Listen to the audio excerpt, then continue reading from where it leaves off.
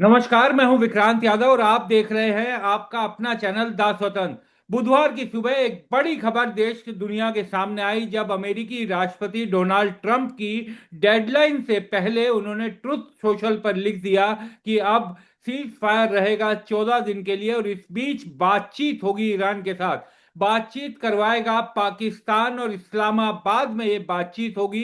और इस मसले पर देश दुनिया का के सामने जो सबसे बड़ा खतरा था, जो फिलहाल तात्कालिक रूप से टलता हुआ दिखाई दे रहा है, हमसे बात करने के लिए मौजूद है वरिष्ठ पत्रकार सतीश के सिंह सर। सतीश सर, बहुत बहुत स्वागत है दा स्वतंत्र पर। बहुत सर बहुत धन्यवाद। सर, किस तरह से इस खबर को देखा जाए? ईरान अमेरिका के बीच युद्ध फिलहाल टल गया है। एक बड़ा खतरा जो दुनिया के सामने आ रहा था वो अब थोड़ा तात्कालिक रूप से उस पर रोक लग गई है। पाकिस्तान जैसा मुल्क अब मध्यस्थता करेगा। देखिए, पाकिस्तान ने मध्यस्थता की, मुज़ाकरात कराए, पर्दे के पीछे काम किया। और जब ये काम कर रहा था पहले से, तो उसका मजाक भी उड़ा, हम्म। है ना। जी। लेकिन जब वो उसमें, अब तो पूरी दुनिया में, आज आपने बोला कि बड़ी खबर, आज तो दो बड़ी खबर। जी। एक बड़ी खबर तो ये है कि ये युद्ध सीज फायर के नाम से रुका है, लेकिन ये अब समझिए कि ये रुक गया। हम्म। इसको आप समझ, मैंने आपके चैनल पर शायद पहले ये कहा था कि ये रुक ही जाएगा एक तरह से, क्योंकि अमेरिका तो तेल का व्यापारी है, हर तरह से व्यापारी है वो। खाली झूठ सच का धमकी देकर के वो अपना इंतजाम कर रहा है। हम्म। और यही होना था जो हुआ। और तो दो बड़ी खबर क्या हुई? एक तो बड़ी खबर ये हुई कि भाई युद्ध विराम हुआ है। हम्म। लेकिन बड़ी, उससे भी बड़ी खबर ये है कि पिछले 50-60 साल में ज्यादा, हम्म। 60-70-80 साल में आप कहिए, तो दुनिया भर में अमेरिका की ये सबसे बड़ी हार है। हम्म। पहली बात है कि नहीं, आप तो चले थे सिविलाइजेशन मिटाने, सभ्यता मिटाने, पता नहीं क्या क्या बोल दिया, ये उल्ट तबाह कर देंगे, वो कर देंगे, ऑब्लिटरेट, ये सब बोल रहे थे। और आप, इसमें पीछे हटना पड़ा आपको। ईरान का जो बिगड़ना था तो पहले ही बिगड़ा हुआ था। हम्म। वो तो मरने से डरता ही नहीं ईरान। सारा सारा ईरान तो कल देख रहे थे कि सड़कों सड़कों पे पर। था। ठीक है। और ट्रम्प साहब के देश में उनके खिलाफ लोग, जनता सड़कों पे।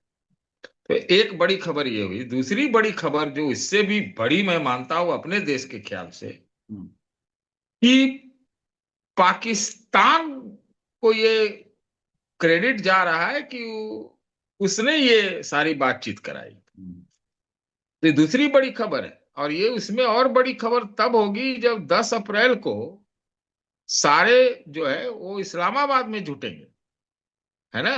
तो ये सब पीछे बातचीत करके ही हुई होगी ना, कि आपको जेडी वांस जो उनके यहाँ राष्ट्रपति उपराष्ट्रपति है, वो जेरेड कुशनर जो दामाद हैं ट्रम्प के, वो इस तरह के लोग, और एक कोई क्या नाम है, उनका नाम अभी भूल रहा हूं, ये जी। सब के सब इस्लामाबाद में जुटेंगे।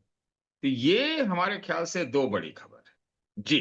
अब आपका सवाल। तो सर, किस तरीके से देखा जाए, विश्व गुरु तो हम हैं, हम बढ़ती हुई ताकत हैं दुनिया की, और पाकिस्तान जिसको हम आतंकी मुल्क कहते हैं, जो खुद तमाम तरह के हमले भारत पर करवाता रहा है, भारत पर आतंकी हमलों में शामिल रहा है, वो अब दुनिया में शांति का पक्षधर बनकर उभरेगा और वो शांति वार्ता करवाएगा ईरान और अमेरिका के बीच। और ये भी कहा जा रहा है सर कि चाइना ने बड़ी भूमिका निभाई है इस बातचीत की टेबल तक लाने में, पर्दे के पीछे। तो किस तरीके से इस पूरे परिदृश्य को देखा जाए? देखिए, ये चिंता का विषय है, ये चुनौती का विषय है। हम उसको लाख दलाल करते रहे, लेकिन अगर वो शांति का दलाल बनता है तो उसकी इज्जत तो बढ़ती है, जिसको हम लोग 20-25 साल से टेररिस्ट स्टेट कहते रहे, और उसके लिए पूरी ताकत लगाई भरे दुनिया में कि ये अलग थलग रहे, ये टेररिस्ट स्टेट ही। अरे, जब ट्रम्प भी कहता था कि उसने परसों तक बयान दिया कि परसों या तरसों की, कि वो biggest sponsor of state terror Iran को मानता था। ये तो मौका था कि इसी के हाथ पाकिस्तान को भी निपटवा देते ना, हम्म। कि भाई उससे वो ईरान बड़ा है या पाकिस्तान बड़ा है स्टेट स्पॉन्सर, प्रायोजित आतंकवाद। स्टेट के द्वारा, ये तो बड़ा मुश्किल है कहना, कम से कम भारत के लिए तो पाकिस्तान ही है। बिल्कुल। कभी भी ईरान ने डेथ टू इंडिया नहीं कहा, हम्म। पाकिस्तानियों ने कहा हुआ है पहले भी। हम्म। और 1000 कट्स की पॉलिसी भी उनकी चली, और वो शांति दूत हो रहा है, समझिए, वो शांति का दलाल हो रहा है। और हम कहेंगे, आपको अगर उसी लिहाज से कहने में अच्छा नहीं लगता, लेकिन कहना पड़ेगा कि वो शांति में विश्व गुरु बन रहा है ना। भाई, अमेरिका का युद्ध रुकवा रहा है, हम्म। आप ये समझो, अमेरिका का हमला किया हुआ युद्ध को रुकवा रहा है, हम्म। और ईरान और इजराइल इसके बीच में रुकवा रहा है। तो इसकी तो इज्जतदारी बहुत बढ़ेगी, हम्म। और ये हमारे लिए बहुत खतरे का विषय है, चिंता का विषय।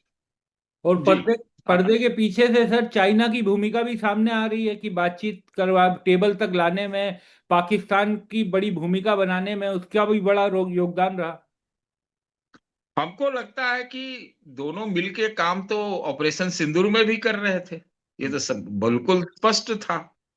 कंट्रोल कमांड में कहा गया कि चाइना ने बड़ी मदद की पाकिस्तान की, लड़ाकू जहाज भी देता है, और उनकी दोस्ती तो कोई किसी से छुपी हुई है नहीं, हम्म। है ना।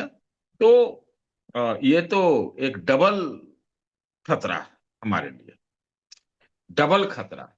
और हम लोग जो चीन के प्रति जो हमारी नीति रही है, अभी हाल में हमने कुछ ठीक किया, जब ये कहा कि एफडीआई और स्वामित्व और जहाज वहाज चलाने वाने का, जब अमेरिका का दबाव था। तो बात यह है कि अगर ये चीन ने भूमिका निभाई, चीन ने डबल भूमिका निभाई हम्म। वहां भी। एक तो वो पीछे से बातचीत और इस सब में भी लगा हुआ होगा, लेकिन नाम तो पाकिस्तान का ही आ रहा है। पाकिस्तान का ही आ रहा है। चीन के बारे में चीन के बारे में स्पेकुलेशन है, हम्म। लेकिन फ्रंट पे तो पाकिस्तान है। और चीन ने जब डबल भूमिका निभाई, भीतर भीतर किया होगा, है ना, वो किया होगा, जरूर किया होगा कि बहुत तेल आता है उसका, बहुत सारी सब चीजें आती है, और उसको अपना प्रभुत्व भी बढ़ाना है, और अमेरिका को जताना भी है कि हम, बेटा, हमारे बिना तुम अब नहीं हो कुछ। दूसरा, कि जो ईरान ने जो ये 39 दिन तक का अब तक जो लड़ाई लड़ी, उसमें, इसमें शक नहीं होना चाहिए, भी हालांकि स्पेकुलेशन है, हम्म। लेकिन इसमें कोई शक नहीं होना चाहिए कि चाहे इलेक्ट्रॉनिक, चाहे कंप्यूटर, चाहे ये जो सारे सिस्टम है जिसपे वो बड़ा अचूक निशाने मार रहा था, लगातार मारता रहा, इसराइल में कितने बम मारे, हाँ। कितने मिसाइल दागे, और पूरा मिडिल ईस्ट में उसने दागे, पूरे मिडिल गल्फ कंट्रीज में दागे, यूएई, कुवैत, इराकी अमेरिकी ठिकानों पे, सऊदी अरेबिया, कहाँ उसने छोड़ा। तो इसमें, और ये सब अमेरिका के पिछलग्गू हम्म। लोग हैं। तो उसमें चीन का साइंस और उनकी टेक्नोलॉजी बहुत अ, उन्नत है। ये तो शायद हमारे एस्टेब्लिशमेंट को ऑपरेशन सिंदूर में ये एहसास हुआ होगा। तो उसने एक तरफ से पीछे से बातचीत या कराने की का प्रयास किया होगा, और ऊपर से वो ईरान को फूक रहा था, और ईरान को मदद कर रहा था, उसने किया, रशिया ने भी किया होगा। जी। तो सर भारत की डिप्लोमेसी को किस तरह से समझा जाए, किस तरीके से देखा जाए? क्योंकि युद्ध शुरू होने से 2 दिन पहले प्रधानमंत्री जी इजराइल गए, उसके बाद ईरान के सुप्रीम लीडर की मौत पर हमारा क्या रुख रहा, उनके नेवी शिप के डुबोने पर हमारा क्या रुख रहा, ये सब जानते हैं। भारत की डिप्लोमेसी क्या इस पूरे युद्ध के दौरान एक सवालिया निशान में खड़ी होते हुए दिखाई देती है? देखिए, बात तो ये है कि इस पर विवेचना करनी पड़ेगी, विचार करना पड़ेगा। देखिए, सब लोग कह रहे थे, शुरू में ही कह रहे थे कि देखिए चूक हुई, हम्म। शायद असेसमेंट में चूक हुई, या कौन सा दबाव था, वो हम नहीं जानते, कि भाई प्रधानमंत्री जी इजराइल गए और उसी के दिन या उसके एक दिन बाद ये हमला हो गया। शायद ये हमारा असेसमेंट होगा कि 4-5 दिन में ईरान को निपटा दिया जाएगा, हम्म। तो उस लिहाज से हमने कोई स्टैंड लिया होगा। लेकिन ये तो 40 दिन चले गया, और अभी भी नॉट आउट है। हम्म। ईरान का कुछ ज्यादा बिगड़ा नहीं है, इतना तो उनको 8 साल में भी बिगड़ा था। अब वो 1 करोड़ के लगभग लोग मरे थे इराक वार में, लेकिन वो तो कुर्बानी वाले लोग हैं, वो तो वो मैंने क्लीन चिट दे रहा हूं, लेकिन उनमें लड़ने का गजब का जज्बा है। अगर ये कोई सोचता था, हम्म। या ट्रम्प सोचता था कि ईरान जो है मिसाइल से या फिर ड्रोन से लड़ रहा है, तो ये इतनी बड़ी भूल थी, इतनी बड़ी भूल थी कि ये तो हाल के दिनों में टेक्नोलॉजी आ गई है, उससे वो उसका एक ही इस्तेमाल कर रहा था। हम्म। वो तो पहाड़ पत्थर पठार में रहने वाले लोग हैं। वो वो तो इंतजार कर रहे हैं सामने सामने फटाफटी की लड़ाई के लिए। वो हम्म। उसके लिए जाने जाते हैं। वो तो स्टोन कहते हैं ना, स्टोन एज। हम्म। अरे तो वो स्टोन में ही रहते हैं, वो तो पत्थर वाले हैं, तो स्टोनेज से लड़ रहे हैं। तो हाँ। एक तो हमको लगता है कि हमारे से जो चूक हुई है वो यही हुआ कि हमने कुछ अलग अपना असेसमेंट लगा लिया। हम्म। अमेरिकी फायर पावर में हमको लगता है कि हम लोग को, या इजराइल के फायर पावर से हम लोग समझे कि ये सब निपटा दिया जाएगा। हम्म।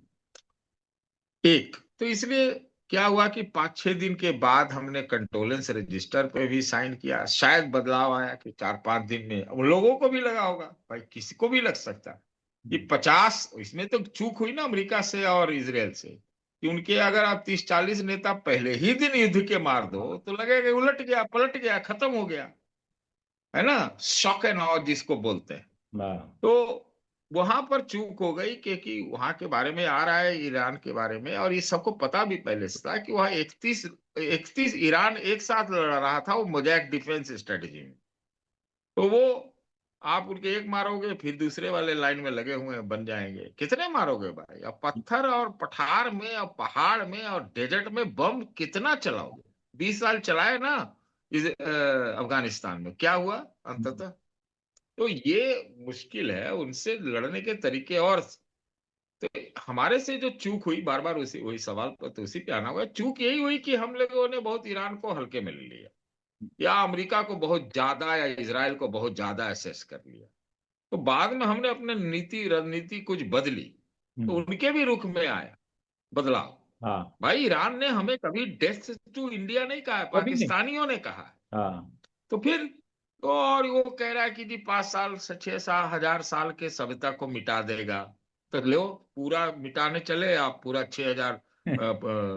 अब वो सारे के सारे सड़क पे ही आ गए, कितना बम मार लोगे भाई? हाँ। हैं आपके यहाँ उनके यहाँ सड़क पे लड़ने वाले सामने लोग आ गए, और आपके यहाँ ट्रम्प साहब के खिलाफ 1 करोड़ लोग उतर गए पूरे अमेरिका में सड़क पे। हम्म। यही अंतर है। तो ये हो गया। बिल्कुल। तो हमारे असेसमेंट में गलती हुई हमारे ख्याल से, और इस पर पुनर्विचार करना चाहिए कि पाकिस्तान की भूमिका, जो चीन की भूमिका रही है बदले हुए परिवेश में, क्या है। हमने तो कहा था कि भाई हाँ, हमारे जो एक पहला जो आया था प्रधानमंत्री जी का, कि भाई जो गल्फ कंट्रीज मिडिल ईस्ट में जो हमले हो रहे हैं वो ठीक नहीं है ना, वो हॉर्मुज खुलना चाहिए। यही दो नीति रही, और क्या हमारी नीति रही। हाँ। तो ठीक है, ये कोई बड़ी बात नहीं है। लेकिन उसके साथ भाई 5-6 दिन बाद शोक महसूस हुआ भारत को। तब जाके एक निचले अफसर ने जाके कंडोलेंस रजिस्टर में साइन किया। लेकिन हमारे यहाँ के राजनीतिज्ञ तो बहुत सारे, कपिल सिब्बल जैसे लोग, वो तो पहले ही 2-3 दिन पहले ही पहुंच गए वहां ईरान एम्बेसी में। तो बिल्कुल। हमको लगता है चूक हुई, और इसको बदलने की जरूरत है। और नए सिरे से मैं मानता हूँ विक्रांत जी हम्म। कि डिप्लोमेसी को देखना चाहिए। जो हमारे रशिया से संबंध है, हाँ। रशिया ही हमारा सेवियर है, और हम्म। रशिया के हम दोस्त हैं, और रशिया हमारा दोस्त है। तो उसको फिर से आगे बढ़ाना चाहिए। अभी तो सैंक्शन हटा हुआ है, पेनाल्टी हटी हुई, तो आप तेल ले रहे हैं। लेकिन अब जो अमेरिका का जो वैल्यू हुआ है वो तो नीचे गया। तो अब हाँ। तो हमें साफ कहना चाहिए ना भाई कि तुम कोई नहीं होते हो जो हमको रूस से तेल लेने में रोकने में। और दूसरा कि भाई जो तुम व्यापार का जो तलवार लटका है वो व्यापार डील का, अब उसमें बदलाव करना चाहिए। तो एक हो सकता है चाइनीज मॉडल अपनाया गया होगा स्प्लेंडिड आइसोलेशन की, कि भैया हमारा कुछ नुकसान ना हो।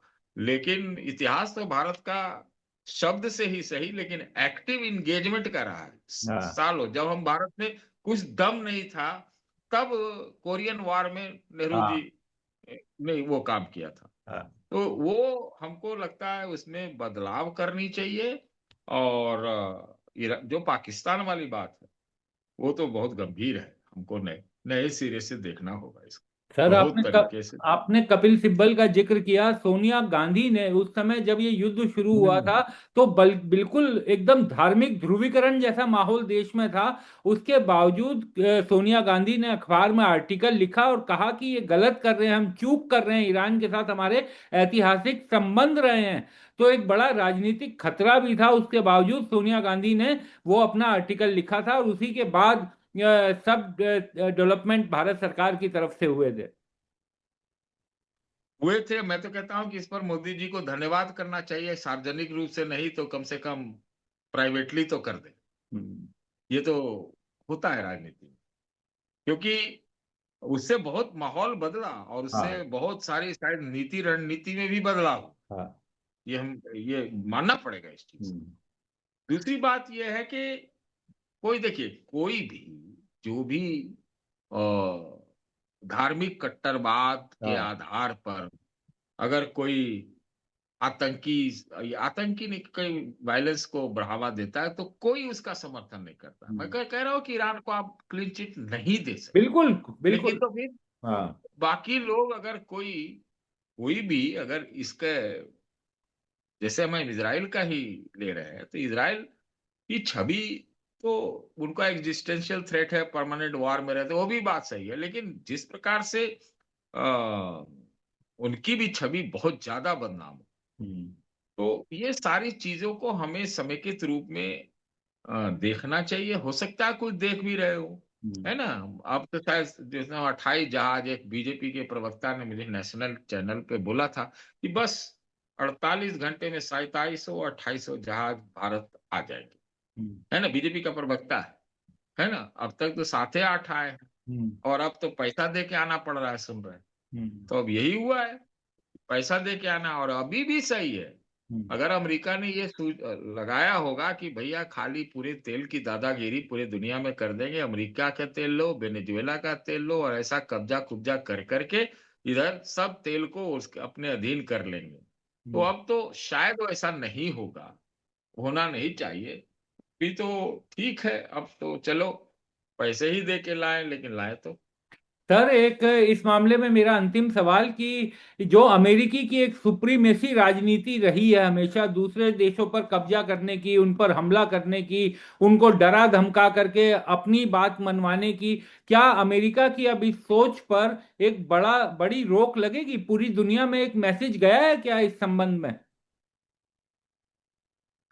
देखिए, बिल्कुल गया है। मैंने आपको कहा ना कि द्वितीय विश्व युद्ध तक उससे आगे अमेरिका बढ़ता ही जा रहा था।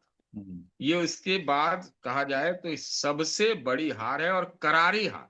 हम्म। ये नहीं है कि अमेरिका पावरफुल नहीं है, अमेरिका के पास $800 बिलियन का उनका डिफेंस बजट होता है, हम्म। समझ रहे हैं, तो सब है।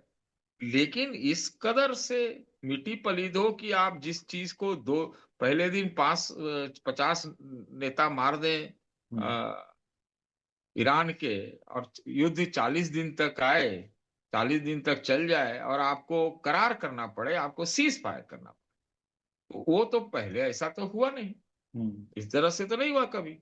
तो अमेरिकी दादागिरी या अमेरिकी जो यूनिपोलर वर्ल्ड की जो एक सुप्रीमेसी थी, उसको गहरा आघात, गहरा धक्का लगा है। गहरा धक्का लगा। लोग तो पूरी दुनिया में लोग कह रहे हैं कि अब मल्टीपोलर वर्ल्ड हो गया। मतलब हाँ। कहने का मतलब ये है कि आपके पास न्यूक्लियर बम हो या ना हो, हम्म। कुछ नहीं हो, तब भी अगर कोई देश लड़ने पे आ जाए तो आपसे लड़ लेगा। जाहिर। और जो कि ईरान ने इसको साबित कर दिया है, और ये चीज सामने हो गया। तो अब तो लग रहा है कि न्यूक्लियर पावर भी होना कोई बड़ी है। चीज नहीं। बिल्कुल सही आप बात। वो ऐसे देखिए। हाँ। एक दूसरी बात कि जो अमेरिका का जो आर्थिक एक पूरा वर्चस्व पूरी दुनिया में अभी भी है, तो उसको तो चीन से टेक्नोलॉजी में भी और आर्थिक में बहुत तगड़ा चुनौती पहले ही से मिल रहा है। हम्म। और वो अब और जो है प्रभावी हो जाएगा, हम्म। और ज्यादा मजबूत हो जाएगा। भाई, तीसरा कि जो गल्फ और मिडिल ईस्ट में एक हुआ था कि भाई अमेरिका ही उनकी सुरक्षा कवच है, अमेरिका ही उसका डिफेंस का छाता है, हाँ। तो अब तो उसमें भी एक सुराख लग जाएगा। चौथा है कि जो इजराइल एकदम अ, हर बार जीतता हो, हम्म। आप इससे बचिए, ये बात भी सच है। लेकिन अब क्या होगा? अब हम्म। अब तो और जिस तरह जो ईरान को कोई क्लीन चिट देने की बात नहीं है, लेकिन उन्होंने रणनीति में जो एक्सिस पावर एक बनाया हुआ है, जो बोला हमास जैसे सब आतंकवादी संगठन। हम्म। लेकिन तो वो तो उनके और हौसले बुलंद हो गए। भाई आज युद्ध विराम हो गया, कल को युद्ध रुक भी जाएगा, लेकिन अब इन लोगों को कहाँ रोकोगे? हम्म। इन लोगों को कहाँ रोकोगे? और ये सब तो मैंने, जब निकलते हैं तो सुसाइड ही के लिए निकलते हैं। हाँ। तो ये वाली स्थिति एक पैदा हो गई। और जिस प्रकार से अमेरिका को, एक और बात, अमेरिका को स्पेन और जर्मनी और ने जिस तरह से आईना दिखाया, उसके लाख कहने के बावजूद उनके साथ नहीं हुआ। और नेटो जो नॉर्थ, हाँ। ये अटलांटिक ट्रीटी हाँ। ऑर्गेनाइजेशन है, उसने भी तो ट्रम्प को एक तरह से थप्पड़ मार दिया, बिल्कुल। तुम्हारा वार है, तुम जानो, हमारे पर थोड़े ना हमला हुआ। हम्म। तो इस प्रकार से जो अमेरिका का एक वर्चस्व जैसा था, वो उसमें बहुत गहरा सुराख लग गया, हाँ। बहुत गहरा सुराख। अमरीकियों से बात करिए आप, अमेरिका के अंदर, हाँ। अमेरिका में थू थू हो रही है। हम्म। वो तो मैं देख रहा हूँ, एक दो लोग मिलते हैं लिंडसे ग्राम जैसे, वही हैं। और ये तो देख लेना आप, मैं आपको बोल रहा हूँ, एक दो तो अभी सब नौकरी से निकाल दिए गए, जिसमें पैम बॉन्डी हाँ। चली गई, और जो आर्मी चीफ ने को हटा दिया गया। अब आपको बता रहा हूं मैं, हम्म। ये दो चीजें होना तय, कि ईरान में तो कुछ नहीं हुआ, वहां की लीडरशिप रेजीम चेंज नहीं हुई, नहीं हुई। अब तक तो ही कहेंगे नहीं हुई, कोशिश कर रहा होगा कठपुतली खोजने का अमेरिका, ये हो सकता है, हाँ। संभव है कि वो कुछ ऐसा कुछ इलाज पिलाज निकाले, यही सब करता है वो।